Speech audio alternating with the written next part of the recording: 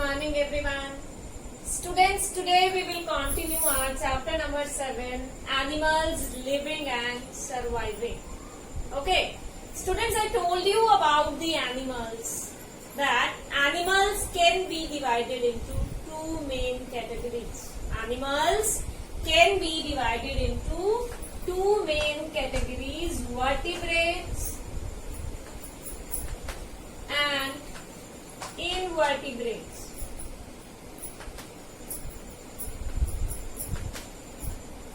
Okay, I told you that some of the animals like dog, cat, cow, buffalo, they all have backbone, and the animals with backbone are called vertebrates.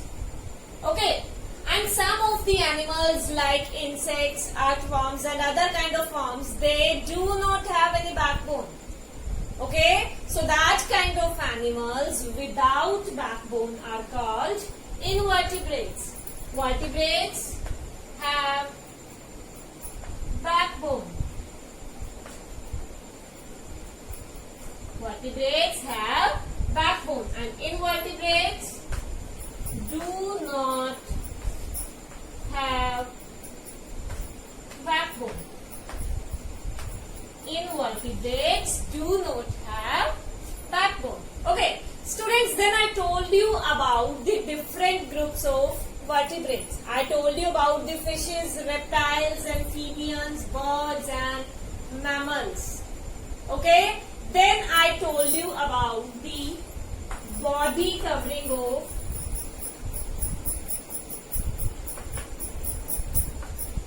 different animals. Yes, students. In this topic, we discussed about the body covering of insects, body covering of fishes, reptiles, amphibians, okay, birds and mammals. Then I told you about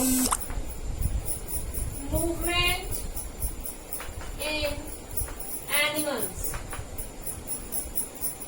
Movement in animals. In this topic, I told you about the movement in insects, okay, fishes, reptiles, amphibians, birds and mammals. Okay, students, I told you that insects mainly have 6 legs to move. Insects mainly have 6 legs to move. Okay, they walk, jump or hop with the help of these 6 legs. Okay, then about the fishes, I told you that fishes have fins to move. Fishes have 3 different types of fins, and all the 3 fins, they perform different functions. Okay, these fins help the fishes to move. Okay, then students, about amphibians, I told you that amphibians are the animals that can live both on land as well as in water. Okay, I told you about the frog. Frog can live on land and in water. Okay, and to walk on the land, the frog has strong hind legs. Okay, frog has 4 legs. The back 2 legs are very powerful. Okay, and the frog uses those 2 legs to walk on the ground or to jump on the ground. Okay, and to swim in the water, the frog has webbed feet. With the help of webbed feet, the frog can swim in water. Then students, I told you about the movement in reptiles. We discussed about the crocodile, tortoise, lizard. I told you that all the reptiles have small 4 legs. Okay, and the reptiles can move with the help of those legs. But if we talk about snake, snake do not have legs. Snake do not have legs. It has scales that are present underside of their body. Snakes have scales that are present underside of their body. Okay, and snakes move with the help of these scales. Okay, then students, about birds, I told you that birds birds can fly with the help of wings. Birds can fly with the help of wings. And they also have legs to walk on the ground. Okay. Then about mammals, I told you that mammals have 4 limbs. Mammals have 4 limbs. The front 2 limbs are called 4 limbs. The front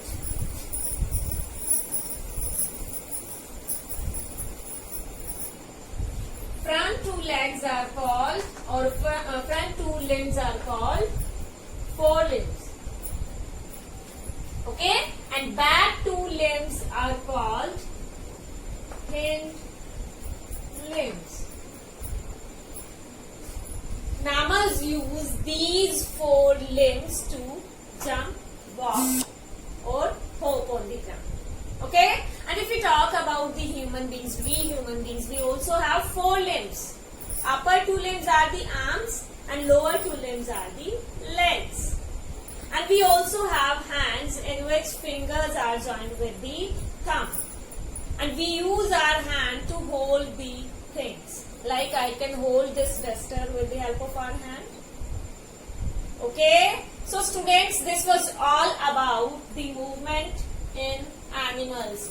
So today we will discuss about our next topic, that is breathing in animals. Breathing in animals. So let's start. Yes, students, breathing is an important process. Breathing is an important process as it enables an animal to take in oxygen gas and release or exhale carbon dioxide gas. In the process of breathing, an animal inhale oxygen gas and exhale carbon dioxide gas. Okay. Yes, students, this oxygen gas is very important because all the cells of the body, they use this oxygen to release energy. Okay. And without oxygen, the cells will die. And animals, they cannot survive without oxygen. So breathing is an important process. But the different animals, they have different organs for this process of breathing. So let's discuss about breathing process in different animals. So students, we will start with the insects. Yes, students, insects have a network of tubes throughout their body. Insects have network of tubes that is spread through their body, and that network of tubes is trachea. That is the trachea. The exchange of gases in the body of insects occur in this trachea. Okay, and air enters into their body with the help of 2 holes that are called spiracles. 2 holes are present in the front of the body of the insects, and air enters through those holes, and those holes are called spiracles. So through the spiracles, air enters into the body of the insect, and that air that is moved through the trachea, and exchange of gases take place in the trachea. Okay? Yes, so insects use trachea and spiracles for the breathing process. Now we will discuss about the breathing process in fishes.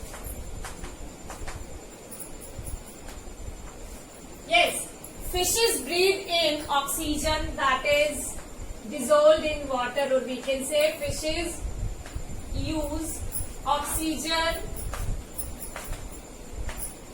dissolved in water. Okay, and they use special organs for this process the special organs are gills. Fishes use gills for breathing. Okay. Yes, students, the water enters into the body of fishes through the mouth. Fishes use mouth for the water to enter into their body. Okay, and that water is thrown out through the gills. Yes, water is taken through the mouth and yes, exchange of gases is take place in the gills.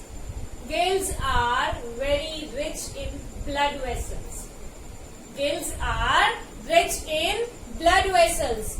When water enters into the gills, those blood vessels, they take in the oxygen that is dissolved in water. And that water is thrown out through the gills.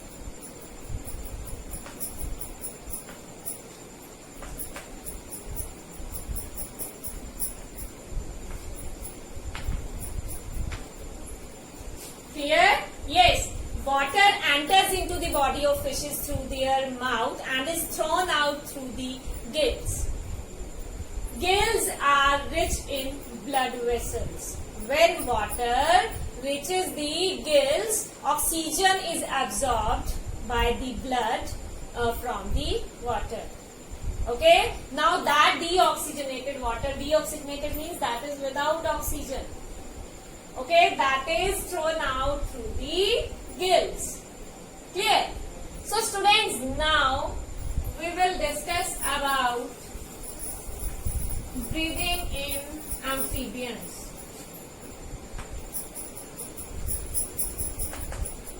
Breathing in amphibians. You all know about the amphibians? Amphibians can live on land and in water. For example, frog. Frog can live on land and in water. So students, amphibians have lungs and moist skin for breathing. Yes. Frog use lungs and moist skin for breathing. When a frog is on land, that frog will use lungs for the breathing. Yes, on land, lungs are used for breathing. Okay, and when the frog is in water, frog will use moist skin for breathing. Okay, in water, frog will breathe through moist skin. But if we talk about tadpole, tadpole has gills for the breathing. As a tadpole grows into mature frog or adult frog, that the gills, they will gone away themselves. Clear? Yes, students, when a tadpole changes into adult frog, the gills, they gone away themselves. Okay. So now we will discuss about reptiles. Reptiles. Yes, students, reptiles like lizard, crocodile, they use lungs for breathing.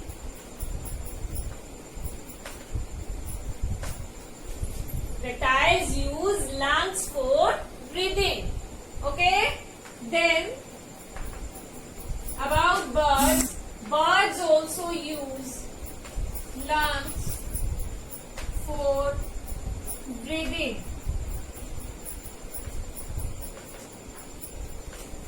And air enters into the body of birds through two holes that are present on the upper side of their beak.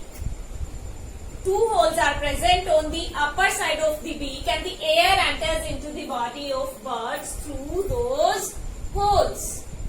Okay. So students, now we will discuss about breathing in mammals.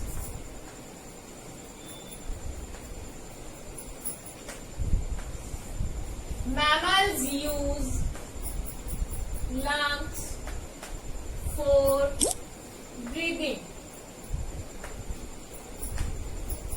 Students, here I will take example of human beings. Like air enters into the body of mammals through the nostrils. Yes, these two holes that are present on the nose, these are the nostrils. Okay, and in the body of mammals, air enters through the nostrils. Now, that air that will passes through the windpipe. That will passes through the windpipe and that air will enter into the lungs. Okay, and the lungs are also rich in blood vessels. Into the lungs, the oxygen is released and that oxygen is taken by the blood. Okay, now that oxygen is circulated in all body through the blood. Okay, and that blood will take the carbon dioxide from all the body cells. That carbon dioxide is released into the lungs. Okay, and that is exhaled. Yes, students, the exchange of gases means the taking in of oxygen and giving out of carbon dioxide gas. That exchange of gases that occurs in the lungs. Okay, and we exhale that carbon dioxide gas. Clear to everyone? Yes. Air enters into the body of mammals through the nostrils. Okay? And students, exchange of gases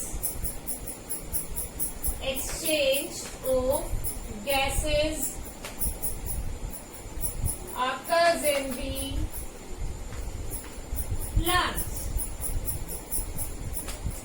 Okay, but if we talk about whales and dolphins, they live in water, but they are mammals. You all know whales are mammals, na?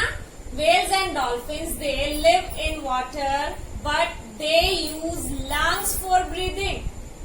They use lungs for breathing. Okay? Yes. They use the blowholes. Blowholes are present on the top of their body or present on the head of the whales and dolphins. And air enters into the body of whales through the blowholes. Okay, and students, whales and dolphins, they come to the surface of water to take the air. Okay, so this was all about the breathing in different animals. Thank you and have a nice day.